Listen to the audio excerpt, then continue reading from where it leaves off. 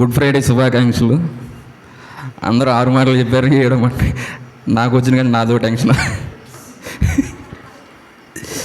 సరే, ఏదైనా దేవుడు ఉన్నాడు, నడిపిస్తాడు కాబట్టి మనం భయపడాల్సిన పని లేదు. ముందుగా చిన్న ప్రార్థన చేసుకుందాం. పరిశుద్ధ ప్రేమ కలిగిన తండ్రి, నీకే వందనములు స్తోత్రం చెల్లించుకుంటున్నాము నాయన ప్రభా. ఇప్పటి వరకు తండ్రి నీ బిడ్డలను నాయన ప్రభా 6 మాటలను నా తండ్రి ధ్యానించడానికి నా తండ్రి నువ్వు వారిని ధైర్యంగా ఇక్కడ నిలబెట్టిన ఆయన ప్రభా, వారి ద్వారా నువ్వు పలికించినందుకు బట్టి నీకు వందనములు స్తోత్రములు చెల్లించుకుంటున్నావు నాయన ప్రభా. ఇదిగో తండ్రి 7వ మాటను నా తండ్రి నా ద్వారా పలికించి చూడగా నాయన ప్రభా, దాని గురించి వివరణ ఇచ్చి చూడగా నాయన ప్రభా, అయ్యా నీ ధైర్యమును మాకు దయచేయండి నాయన ప్రభా. దానిలో ఉన్నటువంటి మర్మమును నా తండ్రి తెలిపేటువంటి భాగ్యమును తండ్రి నిలబడుచున్నటువంటి నాకు నువ్వు దయచేయమని నా తండ్రి నేను వేడుకొంచుంటున్నా. ఈ గుడ్ ఫ్రైడే అటువంటి ఆరాధన అంతటిని నా తండ్రి ఇప్పటి వరకు నా తండ్రి ఏ విధమైన ఆటంకం లేకుండా నాయన ప్రభా జయకరంగా నువ్వు జరిగించినందుకును ఇంకా ముందు ముందు జరిగించబోతున్నందుకును బట్టి నీకే వందనములు స్తోత్రము చెల్లించుకుంటూ మీరే మమ్మల్ని బలపరిచి మమ్మల్ని బహుగా వాడుకొనమని నజరేయుడైన యేసుక్రీస్తు అతి పరిశుద్ధ నామమున మిక్కిలి బ్రతిమాలు వేడుకొనిచుంటున్నాను నా పరలోకపు తండ్రి. ఆమె 7వ మాట 23వ అధ్యాయం 46వ వచనం. అప్పుడు యేసు గొప్ప శబ్దంతో కేకవేసి, తండ్రి నీ చేతికి నా ఆత్మను అప్పగించుకొనుచున్నాను నేను. అంటే ఇక్కడ మన జీవితం మొత్తంలో ఒక ఇంపార్టెంట్ది ఏంటిదంటే ఆత్మ ఇంపార్టెంట్. కాబట్టి యేసు ప్రభు ఈ లోకానికి రావడానికి కూడా మెయిన్ కారణం ఆత్మ. ఆయన మరియ ఎలా గర్భం ధరిచింది? పరిశుద్ధాత్మ ద్వారంగా. సో ఇక్కడ మెయిన్ ఇంపార్టెంట్ ఏంటంటే యేసు ప్రభు పుట్టడానికి యోసేపు ఉన్నారు, మరియ ఉన్నాడు. కాకపోతే మనుషుడి ద్వారా వచ్చేది అంత పరిశుద్ధత లేదు కాబట్టి ఆయన గర్భం దాల్చడానికి కారణం పరిశుద్ధాత్మ. ఇక్కడ ఇంపార్టెంట్ది కూడా పరిశుద్ధాత్మను. కాబట్టి అన్ని మాటలు పలికినప్పుడు ఒక్కొక్క మాటకు ఒక్కొక్క రకంగా చెప్పాడు. కాబట్టి ఇక్కడ 7వ మాటకు వచ్చేటప్పుడు నా ఆత్మను నీ చేతికి అప్పగించుకొనుచున్నాను అన్నాడు. కొంచెం రెఫరెన్స్లు చెప్తాను, కొంచెం 5 నిమిషాలు ఎడిట్ అవ్వచ్చు.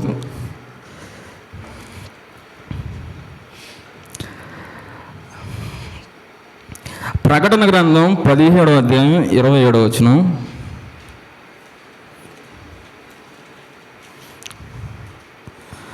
ప్రకటన గ్రంథం 17వ అధ్యాయం 27వ వచనం.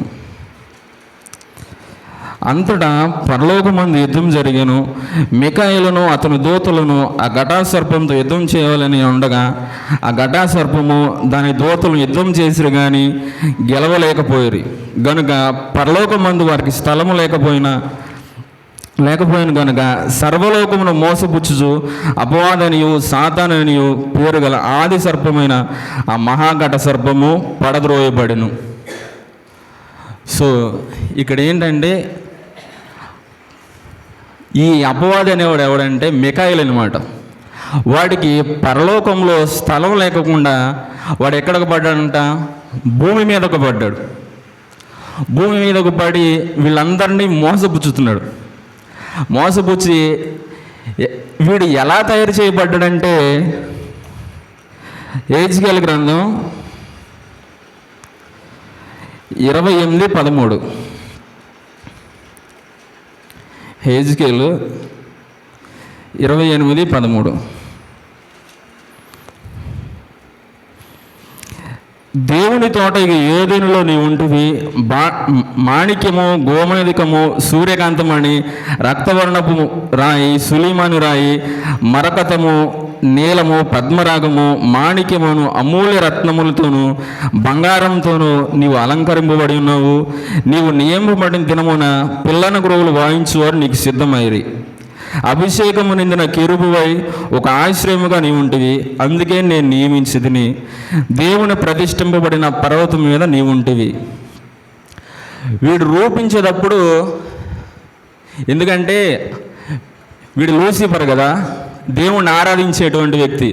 దేవుణ్ణి ఆరాధించేటువంటి వ్యక్తి దేవుడితో పాటు ఎలా ఉండాలి? ఆయన దగదగా మెరుస్తూ ఉంటాడు. ధవళవర్ణుడు, రత్నవర్ణుడు, 10,000లో అతి ప్రియుడు.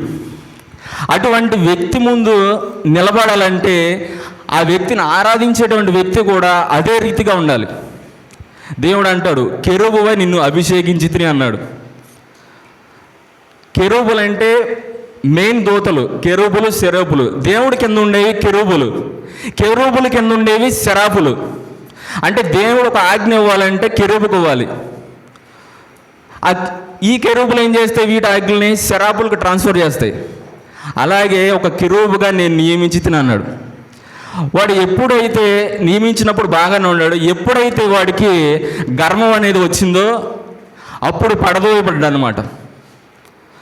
సో వీడు పడద్రోయబడినప్పుడు ఇంకా వీడికి ఆధారం అనేది ఏది లేదు.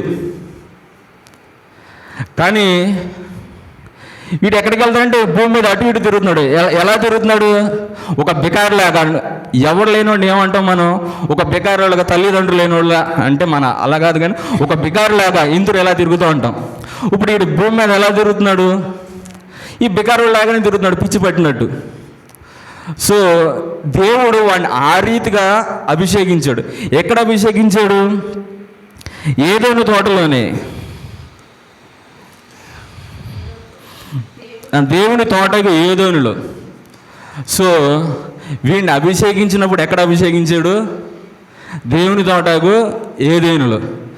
సో తర్వాత మరలా దేవుడు ఒక మానవుని సృష్టించినప్పుడు ఏ తోటలో నిర్మించాడు? చెప్పండి. ఏదైనా తోటలోనే కదా.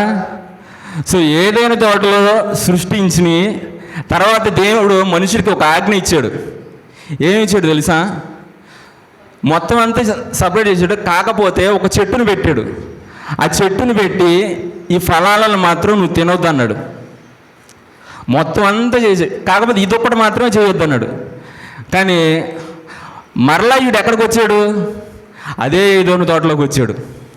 వచ్చి ఏం చేశాడు?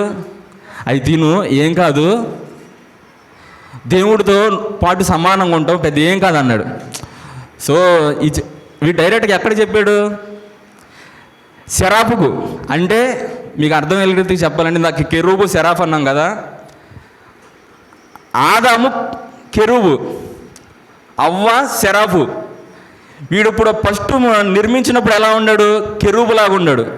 ఎప్పుడైతే పడద్రోబడి వీడు ఆజ్ఞలను పోగొట్టుకున్నాడో వాడి స్థితిని కోల్పోయాడు.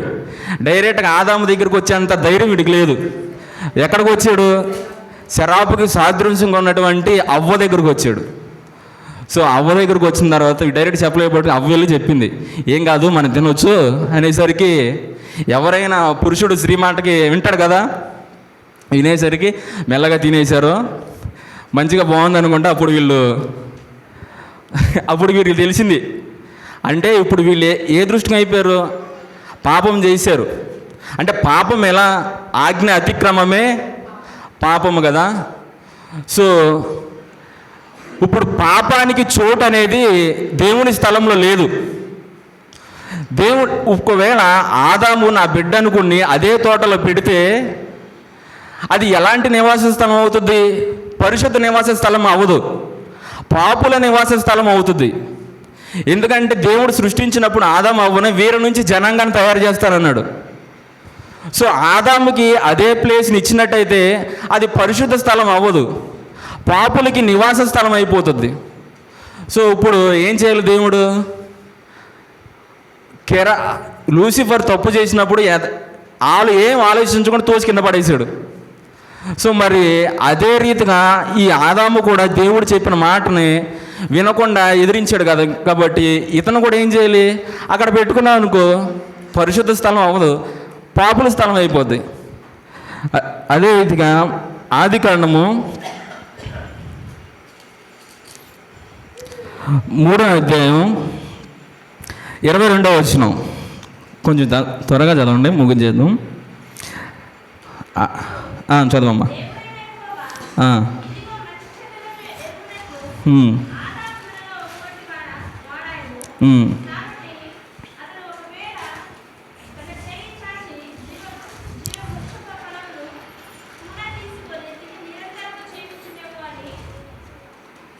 చదవమ్మా, మొత్తం చదివేసా.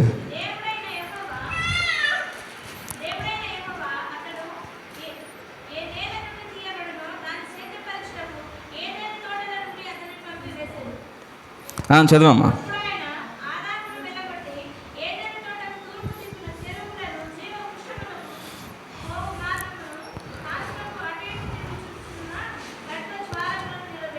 హల్లెలూయా. ఇప్పుడు దేవుడు ఏమన్నాడంట, చెప్పిన పని వాళ్ళు చేయొద్దనన్న పని చేశారు కాబట్టి ఇదిగో ఆదాము మంచి చెడ్డలను ఎరిగినట్లు మనలో ఒకని వంటి వాడాను. ఒకవేళ తను చేయి చాచి ఆ ఫలాలను తింటే తను నిరంతరము జీవిస్తాడేమో అని అనుకుని అతన్ని ఆ తోటలో నుంచి త్రోసివేసి ఏం చేశాడంటే తూర్పు దిక్కునేమో కెరూబులను జీవవృక్ష మార్గమును కాచుటకు ఖడ్గ జ్వాలల్ని నిలవబెట్టాడనమాట. ఒకవేళ మరలా ఆదాము వస్తాడేమో, వస్తే అది ఏమైపోతుంది, పరిశుద్ధ వల్ల అపవిత్రం అయిపోతుంది. ఇప్పుడు ఈ ఏదోని తోట గురించి ఇది భూమి మీద ఉందనుకుంటారు. సో ఈ భూమి మీద అంటే ఎలా క్యాలిక్యులేషన్ వేస్తారంటే ఈ తోటలో నుంచి 4 నదులు వచ్చినాయి కాబట్టి ఆ నదులు ఎక్కడ ప్రారంభమయ్యాయో కొంతమంది శాస్త్రులు ఎతుకుతూ ఉంటారు. కాకపోతే ఎవరికి అంతు చిక్కదు. ఎందుకంటే తర్వాత చాలా రకాల మార్పుల వల్ల భూమి విభజించబడటం వల్ల, అంతకుముందు భూమి విభజించబడాల, తర్వాత భూమి అప్పుడున్నటువంటి స్థితిలో లేదు. ఇప్పుడు వరకు ఏదైనా తోట ఎక్కడున్నది ఇంతవరకు ఎవరు అంతుపట్టలేకపోయింది. సో ఈ ఏదైనా తోట మనకి ఇప్పుడు ఎలా కనపడుతుంది అంటే ఒక పరలోకం లాగా కనపడుతుంది. సో ఇంత స్టోరీ అంతా ఎందుకు చెప్తున్నాడు, యేసు ప్రభు పలికిన 7వ మాట ఏంటి, మీరు చెప్పేది ఏంటి, సంబంధం ఏంటి అనుకుంటున్నారా? కాబట్టి 7వ మాట చెప్పేటప్పుడు ఏమన్నాడంటే, తండ్రి నా ఆత్మను నీ చేతికి అప్పగిస్తున్నాను. ఇప్పుడు తోసేసిన తర్వాత మరలా ఈ అపవిత్రమైనటువంటి వ్యక్తి ఆ పరిశుద్ధ స్థలంలోనికి రావాలంటే ఏం చేయాలి, పరిశుద్ధపరచబడాలి. పరిశుద్ధపరచబడాలంటే అతను ఇప్పుడు మన బలులు ఉన్నాయి కదా పాత నిబంధన కాలంలో, ఒక్కొక్క తప్పుకు ఒక్కొక్క రకమైన బలి. సో దేవుడికి ఆదాముని సృష్టించినప్పుడు ఆయనకు అర్థమైపోయి ఉంటుంది, వీడు మరలా రావాలంటే నేను మరణించాలి, నా రక్తం ద్వారా వీడిని అభిషేకించాలని దేవుడికి అప్పుడే తెలిసిపోయి ఉంటుంది. ఇలా ఈ పరిశుద్ధ స్థలంలోనికి రావాలంటే ఇతను ఆదాము ద్వారా తన జనాన్ని విస్తరించాడు. ఈ యేసు ప్రభు మరలా ఈ భూమి మీదకి రావాలంటే ఆయనది ఒక గోత్రం ఉంది, యూదా గోత్రం. ఒక స్త్రీ అదే గోత్రంలో ఉండాలి, ఒక పురుషుడు అదే గోత్రంలో ఉంటేనే యేసు ప్రభు రావడానికి ఆస్కారం ఉన్నది. ఎందుకంటే అటు ఇటు సగం సగం ఉండకూడదు కదా. సో దావీదు ఒక రకమైన పెళ్లి చేస్తున్నాడు, సొలొమోను వీళ్ళందరూ ఒక రకం పెళ్లి చేస్తున్నారు. కానీ ఇక్కడికి వచ్చేసరికి యేసు ప్రభు యోసేపు మరి ఒక గోత్రానికి సంబంధించినటువంటి వాళ్ళు. సో ఇక్కడ రావడానికి చాలా టైం క్యాలిక్యులేషన్ పట్టిందనమాట. పట్టిన తర్వాత ఈ గోత్రంలో నుంచి యేసు ప్రభు వచ్చాడు. వచ్చి ఇప్పుడు ఈ జనాన్ని అంతటిని మళ్ళీ అక్కడ తీసుకువెళ్ళాలంటే ఈ లోకాన్ని అంతటిని పరిశుద్ధపరచబడాలి. ఈ పరిశుద్ధపరచబడాలంటే అది ఎవరి ద్వారంగా, క్రీస్తు ద్వారంగా మాత్రమే. ఇక్కడ 2 డిఫరెన్స్లు ఏంటంటే, వీళ్ళు ఆదాము అవ్వ తప్పు చేసినప్పుడు ఫస్ట్ దేవుడు సాయంత్రం చల్లటి వేళలో వచ్చి ఒక ఫ్రెండ్స్ మాట్లాడుకుంటారు చూసావా, అలా మాట్లాడుకునేవాళ్ళు అనమాట. ఎప్పుడైతే తప్పు చేశారో దిగంబరులు అని దేవుని చూడంగానే వీళ్ళు వెళ్ళి దాక్కున్నారు. అంటే పాపంలో ఉన్నటువంటి వ్యక్తి దేవుని చూడలేనటువంటి స్థితిలో ఉన్నాడు. సో వీడికి అప్పుడే అర్థమైపోయింది, మళ్ళీ ఇంకా ఆ పరలోకంలో నివసించబడాలంటే వీడు పాపిని అనుకుంటాడు కదా, వీడిని పరిశుద్ధపరచబడాలి. మళ్ళీ ఇంకా చెప్పాలంటే మోసే అంటాడు, నేను నిన్ను చూడాలంటాడు. ఒకప్పుడు ఆదాము తను పుట్టినప్పుడు దేవుణ్ణి ముఖాముఖిగా చూసుకుని ఎదురుబోదురు మాట్లాడుకునేటువంటి వాళ్ళు. కానీ మోసేకు మాత్రం అవకాశం ఇవ్వాల, నువ్వు పుడతమే పాపంలో పుట్టావు, నువ్వు నన్ను చూసేంత శక్తి నీకు లేదు, ఒకవేళ చూసినా నువ్వేమైపోతావు, చచ్చిపోతావు అన్నాడు. వాళ్ళప్పుడు ఏమైపోయారు, ఆదాము అవ్వ ఆత్మలో చచ్చిపోయారు, శరీరకంగా బతికారు అంతే. ఇప్పుడు మనం పరలోకంలోకి వెళ్ళాలన్నా ఆత్మలుగా రావాలి. సో ఇటువంటి రీతిగా దేవుడి కార్యాన్ని చేయడానికి ఈ లోకానికి వచ్చి పరిశుద్ధాత్మ ద్వారంగా ఈ లోకానికి వచ్చి తను చేయవలసినటువంటి అంతటి కార్యక్రమాన్ని ఈ జనాంగం అంతటిని తన రాజ్యంలో రావడానికి మనందరినీ ఆయన రక్తం చేత కొన్నాడు. సో ఈ అపవాదికి కిందకు పడద్రోయబడినప్పుడు ఆధారం ఎవరు లేరు.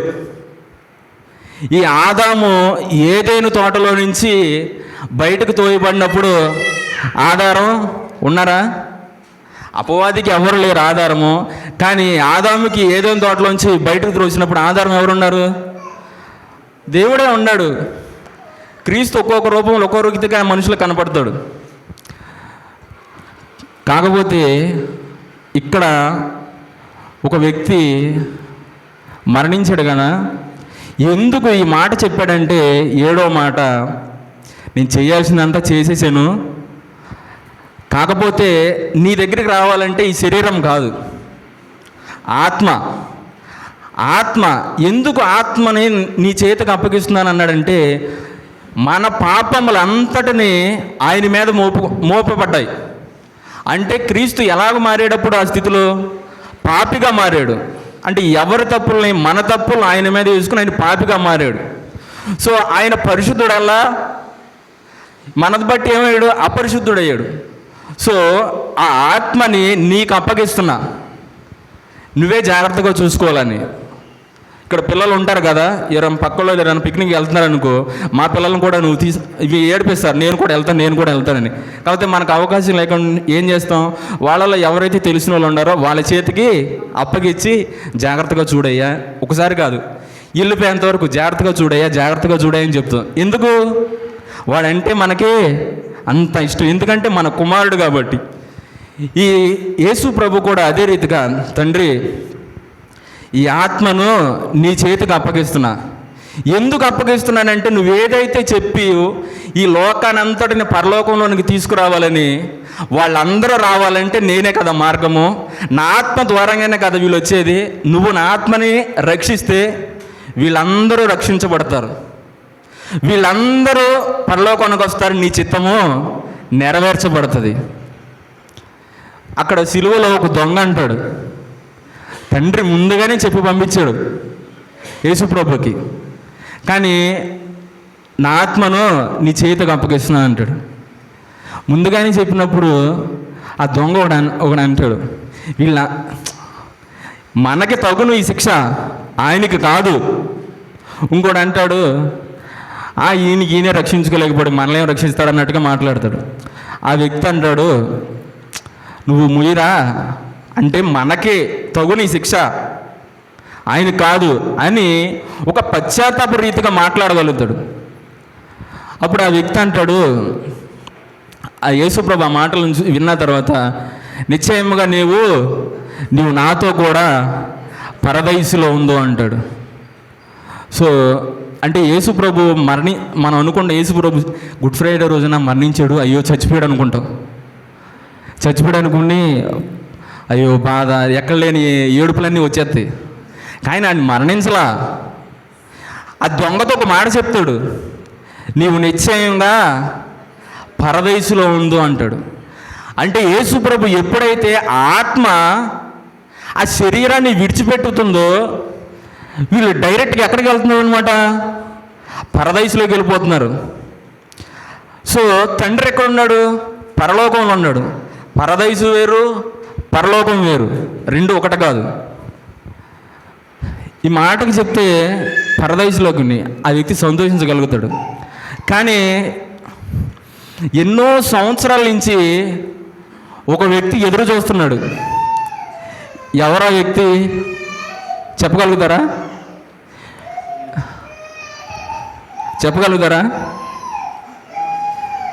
ఎదురు చూసే వేడు వ్యక్తి, అతన్ని వాళ్ళ భార్య కూడా అంది,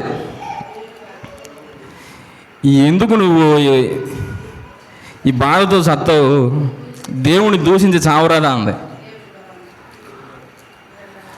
అంటే ఆయన ఎన్ని సంవత్సరాల నుంచి ఎదురు చూస్తున్నాడు అనమాట. యోబు గ్రంథం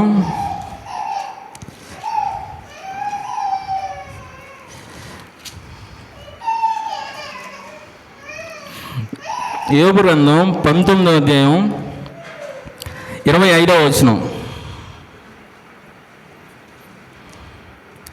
25, 26, 434వ పేజీ. చదవమ్మా.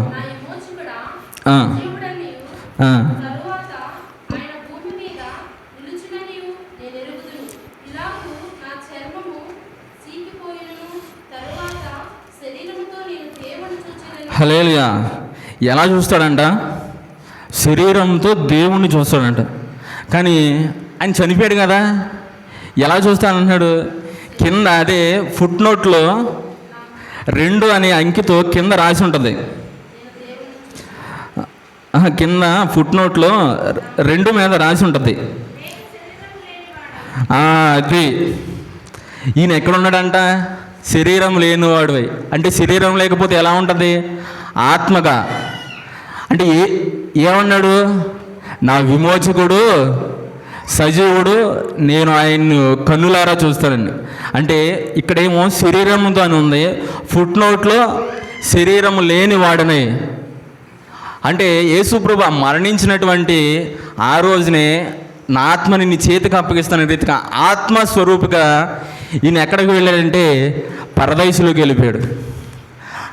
ఇప్పుడు మనం ఏమనుకుంటాం? మేము చచ్చిపోతే పరలోకానికి వెళ్ళిపోతాం అనుకుంటాం. అక్కడికి వెళ్ళిపోయిన తర్వాత పెద్ద పెద్ద అంటే మనకన్నా గొప్పవాళ్ళు పరిశుద్ధులు చేసినటువంటి పరిచయం చూసి ఒక్కొక్కళ్ళు కనపడంగానే నువ్వు అనుకుంటాం కదా. అట్లాగే యేసు ప్రభు కూడా ఈ పరదైసులోకి రాగానే యోబుని చూసి ఏదో ఒకటి అనుకుంటాడు. అనుకున్నా, నేను చూస్తానని అనుకున్నా, అదే రీతిగా నేను చూసానని ఆయనకి గొప్ప పండగ నేను చేసుకుంటాను అనమాట. ఆ రోజున ఎన్ని రోజులు ఉన్నాడు అక్కడ? వదిలిపెట్టడం వీల్లేదుగా. ఈ పరదేశం ఎక్కడుందంటే అప్పుడు వరకు భూమి క్రింద ఉంది. భూమి క్రింద 2 పార్ట్లుగా ఉంటుంది. ఒక పార్ట్ ఏమో అది సాతానిది, ఒక పార్ట్ ఏమో పరదైసు. ఈ పరదైసుని వెళ్ళి మనకి ఏ రీతిగా అయితే 3.5 సంవత్సరాలు ఆయన సువార్త మొదలుపెట్టి ఇక్కడ పరిచర్య చేశాడు, అదే రీతిగా అబ్రాహాం చెప్పుకుంటాడు కదా, దేవుని నమ్ముకో మనం మోక్షం వస్తుంది, మనం రక్షించబడతాము, దేవుణ్ణి చూస్తాము, నిత్య రాజ్యంలో ఉంటామని. ఇలా ప్రతి ఒక్క మాట చెప్తే విన్న తర్వాత వెళ్ళిపోయి అడిగి నాకు యేసు ప్రభువు లేడు, దేవుడు లేడు, పరదైసే ఉంది. ఏందయ్యా నువ్వు చెప్పావు, దేవుడు లేడు ఏముడు లేడు, ఇక్కడ పరదేశం నువ్వు ఉండవు, మాకెందుకు? అదే ముందలే చెప్పినట్టు యేసు ప్రభువుని ఎత్తుకున్నారక వేరొక మార్గంగా చూసుకుంటామని ఎవరో ఒకరు గొనుగుతూ ఉంటారు. కానీ ఎప్పుడైతే ఆ పరదేశంలోకి యేసు ప్రభు వచ్చాడో మళ్ళీ అక్కడ కూడా సువార్త మొదలుపెట్టి మనల్ని రక్షించడానికి, మనల్ని పరలోకాన్ని తీసుకెళ్ళడానికి ఎలాగైతే ఇక్కడికి వచ్చాడో ఆ పరదేశంలో ఉన్నటువంటి వారిని తీసుకువెళ్ళడానికి కూడా మన శరీరంలో కాబట్టి శరీర రీతిగా వచ్చాడు, వాళ్ళ ఆత్మానుసారులు కాబట్టి ఆత్మరూపుగా వెళ్ళాడు. సో ఎందుకంటే ఇక్కడ ఆత్మ గురించి, ఆత్మ చాలా ఇంపార్టెంట్ అనమాట. యేసుప్రభు కూడా చెప్పాడు, మీరు శరీరాన్ని చంపేవాడి గురించి భయపడొద్దు, మీ ఆత్మను కూడా తీసి నరకంలో వేయవారి గురించి భయపడండి అని చెప్పాడు. ఇప్పుడు యేసు ప్రభు మనకి చాలా రీతిగా 1 పేతురు 2:25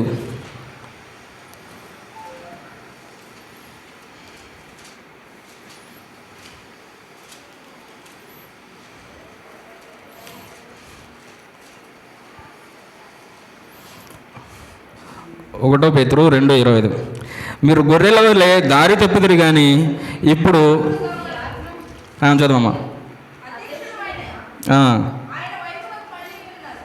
హల్లెలూయా. ఇప్పుడు మన ఆత్మల కాపరు ఎవరన్నమాట? యేసు ప్రభు. ఆయన వైపు మనమంతా తిరిగి ఉన్నాం అన్నమాట. సో అపవాది పరలోకం నుంచి పడినప్పుడు వాళ్ళకి ఆధారం ఇవ్వలేదు. మానవులుగా మనం ఏదైనా తోటలో సృష్టించబడి ఏదైనా నుంచి బయటకు త్రోయబడినప్పుడు మనకు ఆధారం అనేటువంటి వారు మనకు ఉన్నారనమాట. సో అపవాదిని ఎలా రీతిగా సృష్టించాడో హెజ్కేల్ ఉంది. కానీ మనల్ని సృష్టించినప్పుడు ఈ మట్టితోనే సృష్టించాడు. కానీ అక్కడ ఏం చేశాడు? మనకులో ప్రాణం రావడానికి ఆయన ఆత్మను ఊదాడనమాట, ఆయన జీవాత్మను. సో అందుకే ఆత్మ అనేది ఇక్కడ చాలా ఇంపార్టెంట్. ప్రతి మాట గురించి ఒక్కో రీతిగా చెప్పాడు. కానీ యేసుప్రభు 7వ మాట దగ్గరకు వచ్చిన తర్వాత, తండ్రి నా ఆత్మను నీ చేతికి అప్పగించుకొనుచున్నాను. మన దేహాన్ని చంపేవారి గురించి మనం భయపడాల్సిన పని లేదు. కానీ మన ఆత్మలని చంపేవాడు గురించే భయపడనని చెప్పాడు దేవుడు. రీసెంట్గా పోయిన సంవత్సరంలో ప్రవీణ్ అన్ననే ఇదే చంపేశారు కదా. చంపేసినప్పుడు వాళ్ళు ఒకళ్ళు ఒక రీతిగా తాగి చచ్చిపోయి ఈ చచ్చిపోయాడు అన్నారు. అరే బాబు, నేను ఒకటి అనుకున్నా, మీరు ఆయనకి న్యాయం చేయకపోతే చేయమాకండి, తాగాడన్న నింద మాత్రం ఆయన మీద వేయమాకన్నాను. ఎందుకంటే ఎవరైతే క్రీస్తు కొరకు హతసాక్షులు అవుతారో క్రీస్తుతో పాటు 1000 ఏండ్ల ప్రాణంలో వాళ్ళు ఉంటారనమాట. మనం దేవుని రీతిగా బతకటం వేరు, క్రీస్తు కొరకు హతసాక్షుని అయినోడు జీవితం అంత గొప్పగా ఉంటుంది. నేను అదే అనుకున్నా, ఆయన మనకన్నా గొప్ప బతికాడు, ఆయనకి చేస్తే న్యాయం చేయండి, లేకపోతే వదిలేసండి, కాకపోతే తాగి చచ్చాడన్న మాట మాత్రం అనకండి. ఎందుకంటే రేపొద్దున ఆయన జీవించిన జీవితానికి క్రీస్తుతో పాటు 1000 ఏండ్ల పనుల్లో ఆయన ఉంటాడు. మనం ఏదో చిన్న శ్రమ వచ్చింది చచ్చిపోతా అంటాం. ఒకసారి క్రీస్తు కొరకు బతిసావు, నీ జీవితం ఎలా ఉంటుందో అర్థమవుతుంది. తర్వాత నువ్వు జీవించే జీవిత విధానం ఎలా ఉంటుందో అర్థమవుతుంది. అందుకే ఆత్మ అనేది చాలా ఇంపార్టెంట్. ఈ రీతిగా గుడ్ ఫ్రైడే రోజున యేసు ప్రభు ఈ లోకానికి వచ్చి తను చేయాల్సినటువంటి కార్యం అంతటిని సిలువలో చూపించి, మీరంటే నాకు అంత ప్రేమ అన్నాడు. మనుషులుగా ఈ భూమి మీద బతకడమే కాకుండా తర్వాత వెళ్ళేటప్పుడు శిష్యులు కూడా మీరు భయపడొద్దు, తర్వాత నేను వెళ్ళిన తరువాత ఆత్మ దేవుడు మీతో ఉంటాడు, ఆదరణకర్త ఉత్తరవాది దేవుడు మీతో ఉంటాడు, మీకు అన్ని విషయాలలో బయలుపరుస్తానన్నాడు. ఎక్కడ వదిలిపెట్టల. శరీరధారిగా వచ్చిన తర్వాత ఇదే ఇంత మీ జీవితము, ఈ రీతిగా బతకండి, మరలా 2వ రాకడలో నేను వస్తాను, మంచిగా జీవిస్తే పరలోకము, చెడుగా జీవిస్తే నరకం అని చెప్పలా. మిమ్మల్ని బలపరచడానికి పరిశుద్ధాత్మ దేవుడు అనేవాడు మీకు తోడుగా ఉంటాడు అని మరలా అక్కడ కూడా ఏమన్నాడు, ఆత్మల కాపరి. అంటే ఆత్మకి అంత ఇంపార్టెన్స్. పరిశుద్ధాత్మ ఆయన చేసినటువంటి ఈ కార్యములు మనకు ఎంతో ఒక ఆదరణగా, ఆయన మనకు తోడున్నాడు, నీ కొరకు నేను ఉన్నానని ఆయన ఈ దినాన్ని తెలియపరిచాడు. సో అదే రీతిగా మనం వాక్యాన్ని ఇంతటితో ముగించుకుంటూ ఒక చిన్న ప్రార్థన చేసుకుందాం. పరిశుద్ధుడ, ప్రేమ కలిగిన తండ్రి, నీకే వందనములు స్తోత్రములు చెల్లించుకుంటున్నావు నాయన ప్రభా. ఇప్పుడు వరకు నా తండ్రి అయ్యా ఏం మాట్లాడాలో ఏం బోధించాలో తెలియనటువంటి నన్ను నాయన ప్రభా నువ్వు నిలబెట్టుకున్నందుకుని బట్టి తండ్రి నీకు వందనాలు నాయన ప్రభా.